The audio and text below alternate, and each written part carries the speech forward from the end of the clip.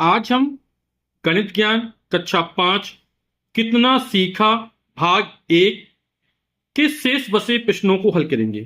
प्रश्न संख्या 1 से लेकर 8 तक इन सवालों को हम वीडियो के पहले भाग में हल कर चुके थे। आज हम प्रश्न संख्या 9 से हल करेंगे। प्रश्न संख्या 9 है, शांति की मासिक आय 3,500 रुपये है। वह 2,800 रुपये घर के खर्च के लिए रखकर शेष धन डाक खाने में जमा कर देती है। शांति ने 2 वर्ष में कितने रुपए डाक खाने में जमा किए। अब हमको मासिक आय दे रहा, कितने, 3,500 रुपए दे रहा, और घर में कितने खर्च हो जाते, 2,800 रुपए। तो खर्च हो गए, तो जितनी आय है उसमें से 2,800 निकाल देंगे, मतलब 3,500 में 2,800 घटा देंगे, तो जो धन बचा वो कहां जमा करती है, डाक खाने जमा करती है। कितने जमा करती है, 1 माह में जमा करती है। समझ गया ना। फिर हमें 2 वर्ष के लिए निकालना है। जब 1 माह में कितना जमा करेगी और 2 वर्ष में निकालना है, तो क्या करेंगे, ज्यादा के लिए निकालना है तो गुणा करना पड़ेगा। तो आइए हल करते इस प्रश्न को। तो शांति की मासिक आय 3,500 रुपए दे रहा है, घर के लिए खर्च 2,800 रुपए, शेष धन, तो क्या करेंगे, 3,500 में से 2,800 घटा देंगे,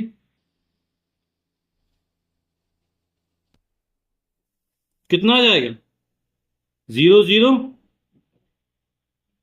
और 35 में आ जाएगा, बचेगा 7। तो 700 रुपए बचे। और ये कैसा धन है, मासिक शेष बचता है ना, यानी प्रत्येक माह में शेष बचा धन। तो हर महीने 700 रुपए बच जाते हैं। ठीक। अब शांति द्वारा 2 वर्ष में डाक खाने में जमा धन, तो आप लोग जानते हैं ये माह में बोल रहा है ना, और ये वर्ष में। तो 2 वर्ष में कितने माह होंगे, तो 1 वर्ष में 12 माह होते हैं, तो 2 का गुणा कर देंगे, है ना, तो 12 दूनी 24 माह निकल आएंगे। और कितना जमा करते हैं, 700 रुपए जमा करते हैं, तो 700 का और गुणा कर देंगे। ठीक है ना। तो 12 दूनी 24 गुणा 700, 0 0 आ जाएगा पहले। 7 का गुणा 4, 7 चौक 28 की 8, हाथ से लगी 2, 7 दूनी 14 और 2 16, तो 16,800 रुपए हो जाएंगे। ठीक है। तो शांति द्वारा 2 वर्ष में डाक खाने में जमा धन कितना हो जाएगा, 16,800 रुपए हो जाएगा, और यही हमारा उत्तर हो जाएगा। प्रश्न क्या 10 है, एक कारखाने में 1 वर्ष में इकाई, दहाई, सैकड़ा, हजार, 10,000, लाख, 2,40,000 LED बल्ब बने, है ना। इस समय जो घरों में बल्ब लगे होते हैं वो कौन से LED बल्ब होते हैं, कोई 5 वाट का, कोई 10 वाट का, कोई 9 वाट का, है ना। यदि प्रत्येक माह में बनने वाले बल्बों की संख्या समान हो, हर माह कैसे बल्ब, समान बल्ब बनते हैं, तो 1 माह में कितने बल्ब बनेंगे। 1 वर्ष में इतने बल्ब बनते हैं, और 1 माह में पूछ रहा, है ना। आप लोग जानते 1 वर्ष में कितने माह होते, 12 माह होते हैं। अगर 1 माह में दे रहा होता इतने बल्ब बनते हो, 1 वर्ष में पूछा तो गुणा कर देते। अब 1 वर्ष में दे रहा है, 1 माह में पूछा तो क्या करेंगे, भाग करेंगे। ठीक है। तो 2,40,000 में 12 का भाग करें, क्यों, क्योंकि 1 वर्ष में कितने माह होते हैं, 12 माह होते हैं। तो 1 वर्ष में बनने वाले LED बल्बों की संख्या कितनी है, 2,40,000 है। तो 1 माह में बनने वाले LED बल्बों की संख्या, तो 2,40,000 में 12 का भाग कर देंगे तो निकल आएगा। ठीक है। तो कितना आ जाएगा, 12 का 12 दूनी 24, और 1 2 3 4 जीरो और आ जाएंगे। तो इकाई, दहाई, सैकड़ा, हजार, 10,000, यानी 20,000 बल्ब हर माह बन रहे हैं। आप लोगों को भाग देने का प्रोसेस समझ में आ गया। देखिए ऐसे भाग दिया, 2,40,000 है,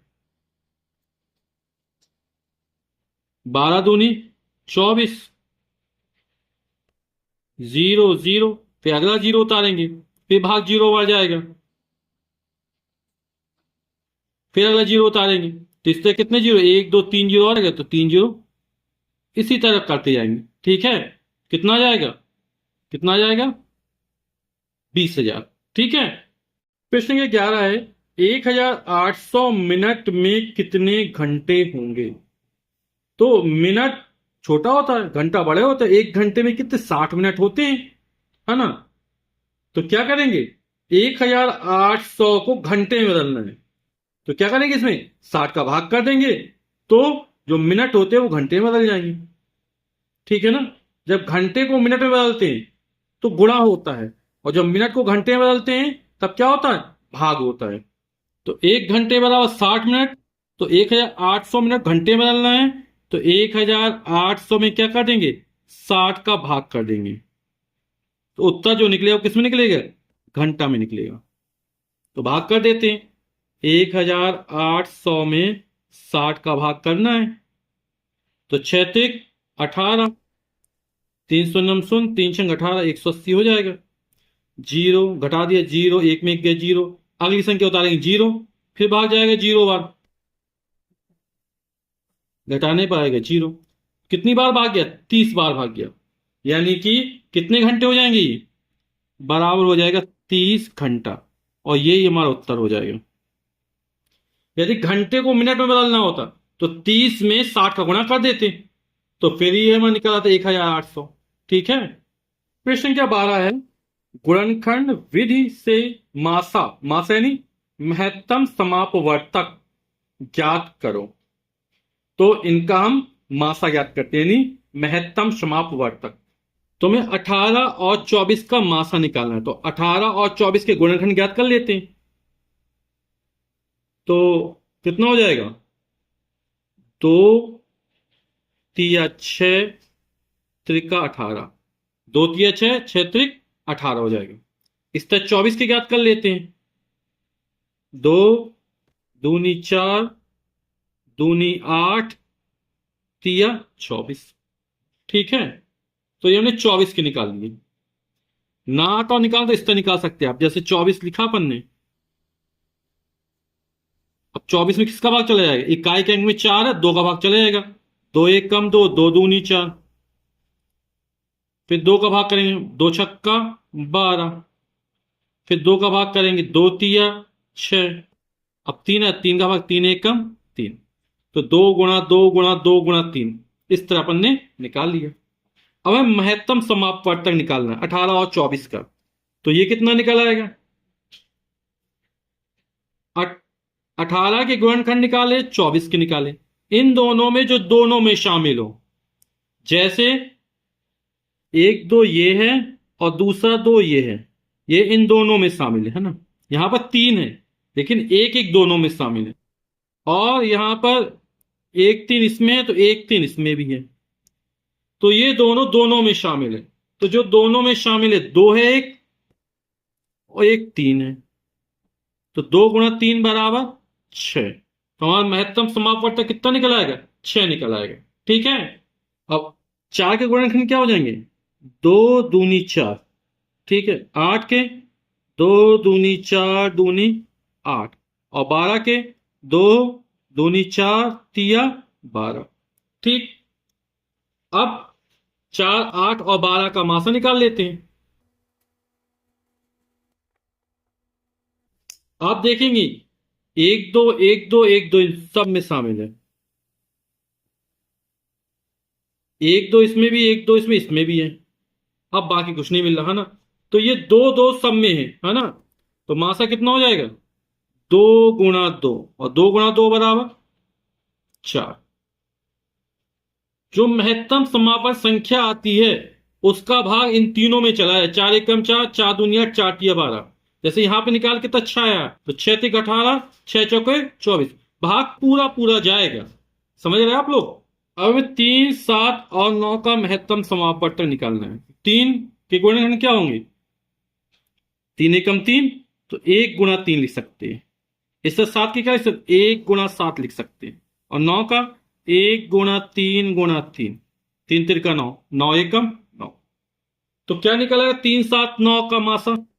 ऐसी कौन सी संख्या है जो तीनों में शामिल है, यहां पर 3 है, यहां पर 3, तो यहां पर 3 नहीं है। यहां पर 7 है तो यहां पर 7 नहीं है। एक जो है वो तीनों में शामिल है। जब किसी संख्या का मासा में न कोई कॉमन ना हो, कोई उभयनिष्ठ ना हो, तो एक का गुणा सब में होता है ना। यानी एक मासा होता है। तो 3, 7 और 9 का मासा क्या हो जाएगा? एक हो जाएगा। तो 14 गुणनखंड क्या हो जाएंगे? 2 सत्ते 14, यानी 2 गुणा 7। एक गुणा भी लिख सकते हैं, लिख दिया। 21 के 1 गुणा 3 सत्ते 21, 3 गुणा 7। 35 के 1 7 पना 35 गुणा 5 गुणा 7। ठीक है। तो अब ऐसी कौन सी संख्या जो तीनों में शामिल है? 7 है और 1 है। तो किसी भी संख्या में एक का गुणा करो, हमेशा वह संख्या मिल जाती है जिससे गुणा किया जाता है।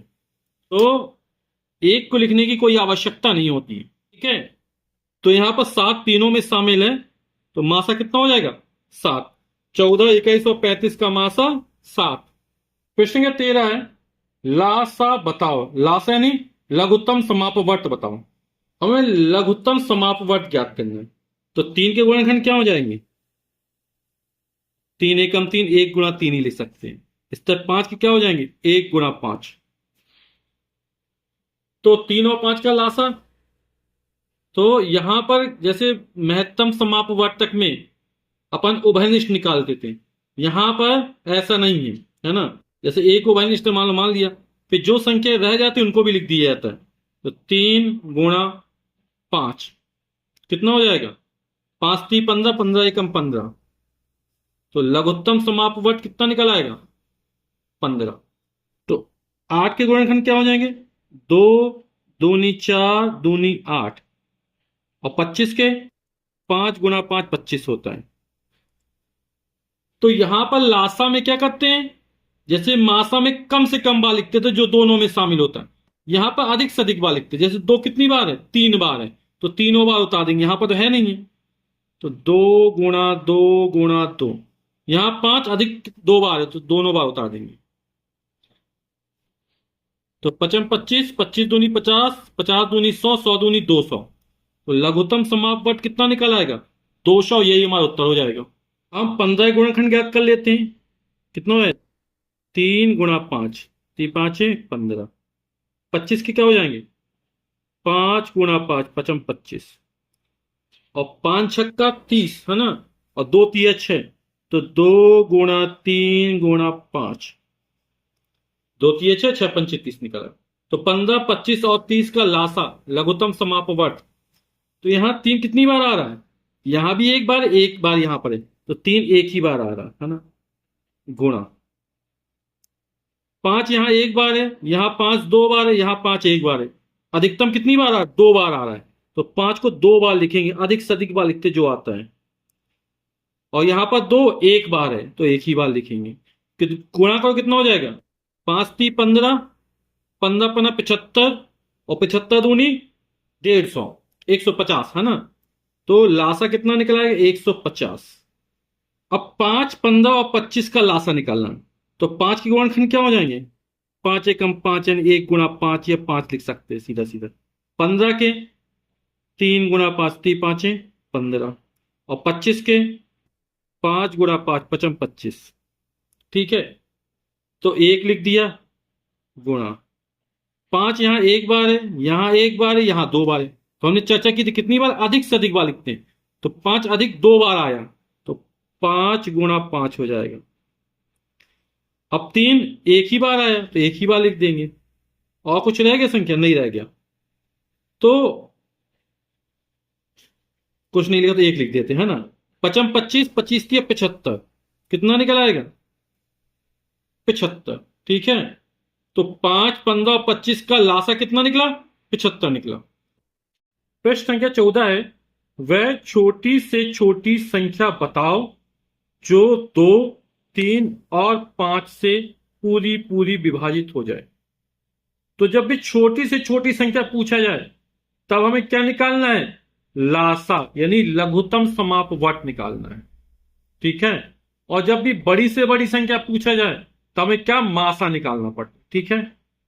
तो छोटी छोटी संख्या यानी 2, 3 और 5 के क्या निकालना है? लघुत्तम समापवर्त निकालना है। तो आइए निकालते हैं। तो 2 के गुणनखंड क्या होंगे? 1 गुणा 2 लिख सकते हैं, ठीक है। 3 का 1 गुणा 3 लिख देंगे, और 5 का 1 गुणा 5 लिख देंगे, ठीक। 2, 3 और 5 का लासा क्या हो जाएगा? तो 1 गुणा 2 गुणा 3 गुणा 5, तो 5 तिया 15, 15 दूनी 30, 30 से कम 30, तो लघुत्तम समाप्त वर्त निकला 30। तो वह छोटी से छोटी संख्या 30 है जो 2, 3 और 5 से पूरी पूरी विभाजित हो जाएगी। यानी 30 में 2 का भाग पूरा पूरा चला जाएगा, 3 का भाग भी पूरा पूरा चला जाएगा, और 5 का भी भाग पूरा पूरा चला जाएगा। इसके अलावा इससे छोटी कोई संख्या नहीं है इसमें 2, 3 और 5 का भाग पूरा पूरा चला जाए, ठीक है। प्रश्न के 15 है, वह बड़ी से बड़ी संख्या बताओ जिससे 15, 30 और 45 को पूरा पूरा बांटा जा सके। अभी चर्चा की थी कि जब बड़ी से बड़ी संख्या पूछा जाए तब क्या निकालना है? महत्तम समापवर्तक यानी मासा निकालना है। तो इसका मासा निकालते हैं। तो 15, 30 और 45 का मासा निकालना है ना। तो 15 के गुणनखंड क्या हो जाएंगे? 3 गुणा 5, 3 5 15 होता है। 30 के 10 तिया 30, और 10 के क्या हो? 2 पंचे 10, तो 2 गुणा 3 गुणा 5, 2 तिया 6, 6 पंचे 30, 45, 5 नमा 45 होता है ना। तो 9 के 3 गुणा 3 हो जाएगा, तो 3 गुणा 3 गुणा 5, 3 तिरका 9, 9 पना 45। तो 15, 30 और 45 का मासा, मासा यानी महत्तम समापवर्तक। तो जो क्या हो? तीनों में कॉमन हो, तीनों में उभयनिष्ठ हो। तो यहां पर 5 है, यहां पर भी 5 है, यहां पर भी 5 हो जाएगा। एक 3 यहां पर भी है, 3 यहां पर भी है, 3 यहां पर भी 3 हो जाएगा, ठीक है। तो 15, 30 और 45 का मासा क्या हो जाएगा? एक 3 सब में शामिल है और एक 5 सब में शामिल है, तो 3 5 15। तो उत्तर क्या हो जाएगा? वह बड़ी से बड़ी संख्या कितनी है? 15 है। कितनी है? 15 है, जिससे 15, 30 और 45 को पूरा पूरा बांटा जा सके, ठीक। यानी 15 का वक्त 15 में पूरा पूरा चला जाएगा, 30 में 2 बार जाएगा, और 15 3 45, यानी तीनों 15 से कैसी है? विभाजित है। और इससे बड़ी संख्या नहीं हो सकती है, समझ रहे हैं? जिससे तीनों में भाग पूरा पूरा चला जाए, इसलिए बड़ी से बड़ी संख्या। प्रश्न का 16 है, वह बड़े से बड़ा बर्तन किस नाप का होगा जिससे 6, 8 और 10 लीटर दूध पूरा पूरा नापा जा सके। अब बड़े से बड़ी माप आ गई, मतलब 6, 8 और 10 के क्या निकालना? हमें महत्तम समापवर्तक निकालना है। तो बड़े से बर्तन की माप निकल आएगी जिससे 6, 8 और 10 लीटर दूध को पूरा पूरा नापा जा सकता है। तो 6 के गुणनखंड निकालिए 2 गुणा 3, 8 के निकालिए 2 दूनी 4 दूनी 8, 10 के निकालिए 2 पंचे 10, ठीक है। तो 1, 2 क्या है? इन तीनों में शामिल है, बाकी और कोई संख्या नहीं जो तीनों में शामिल है। 3 यहां पर है तो यहां पर नहीं है, 5 यहां पर है तो इनमें नहीं है, 1, 2 निकल गया, यहां पर 2 है तो इनमें नहीं है। तो एक ही 2 है जो तीनों में शामिल है। तो 6, 8 और 10 का मासा कितना निकल आया? 2 निकल आया। तो बड़े से बड़े बर्तन की माप कितनी हो जाएगी? 2 लीटर हो जाएगी, जिससे 6, 8 और 10 लीटर दूध पूरा पूरा मापा जा सकता है, ठीक है। इससे बड़ा बर्तन नहीं हो सकता है। अगर 3 लीटर लेंगे तो 6 नापा जा सकता, 8 नहीं नपेगा, 10 नहीं नपेगा। 4 लेंगे तो 8 नप जाएगा, 10 नहीं नपेगा, 6 नहीं नपेगा, समझ रहे? तो बड़े से बड़े बर्तन की माप क्या हो जाएगी? 2 लीटर हो जाएगी। यही हमारा उत्तर हो जाएगा। प्रश्न संख्या 17 है, और ये इस अभ्यास का अंतिम प्रश्न है। कुछ फूल 54, 48 और 40 की ढेरियों में पूरे पूरे रखे जा सकते हैं। बताओ कम से कम कितने फूल हैं? तो अभी चर्चा की थी, जब भी कम से कम निकाले यानी क्या निकालना है? लासा निकालना है, यानी लघुत्तम समापवर्त निकालना है। तो 54, 48 और 40 के क्या निकाल लेते हैं? लासा निकाल लेते हैं। तो हमें कम से कम फूल ज्ञात करने हैं ना, इसके लिए 54, 48 और 40 का लासा निकाल लेते हैं, ठीक। तो 9 छक्का 54 होता है, 9 इन 3 गुणा 3 और 6 2 गुणा 3, तो 2 गुणा 3 गुणा 3 गुणा 3, 2 तिया 6, 6 तिया 18, 18 तिया 54, 28, 16 तिया 48, 16 दो गुणा दो गुणा दो गुणा दो, ये 16 हो गया, और इसमें 3 का गुणा कर दो 48 हो जाएगा। 40 है ना, 8×5 = 40, यानी कि 2×2 = 4, 2×8 गुणा 5। अब मैं चाहूंगा 48 और 40 का लासा यानी लघुत्तम समापवर्त ज्ञात करना है ना। तो दो यहां कितनी, एक बार है, यहां दो 4 बार है, यहां दो 3 बार है, तो अधिक से अधिक बार लिखते हैं, तो अधिक कितनी बार है, 4 बार है, यानी 2×2 × 2 × 2। फिर 3 यहां 3 बार है, यहां एक बार है, यहां नहीं है, अधिकतम कितनी बार, 3 बार है, तो अधिकतम बार लिखते हैं, यानी 3×3 × 3। अब क्या बचा, 5 बचा, एक ही बार है, तो ठीक, कितना हो जाएगा, 2×2 = 4, 2×8, 2×16, 48 × 5, 15, 15×3 = 45। 48 से 45 का गुणा कर दो, या फिर कुछ सरल तरीके से कर दे, 5×15 ×45, दूनी 90, 90, 90×2 = 180, 18×2 = 36, 36×2 = 72, और 72 यानी 720 में जब 3 का गुणा करेंगे तो कितना आ जाएगा, 216, यानी 2160 हो जाएगा, यानी जब इसमें गुणा करेंगे तो आएगा 2160। ठीक, यानी उत्तर में कम से कम कितने फूल चाहिए, 2160 फूल चाहिए, तो यही हमारा उत्तर हो जाएगा। वीडियो देखने के लिए आप सभी का बहुत बहुत धन्यवाद। Thank you so much.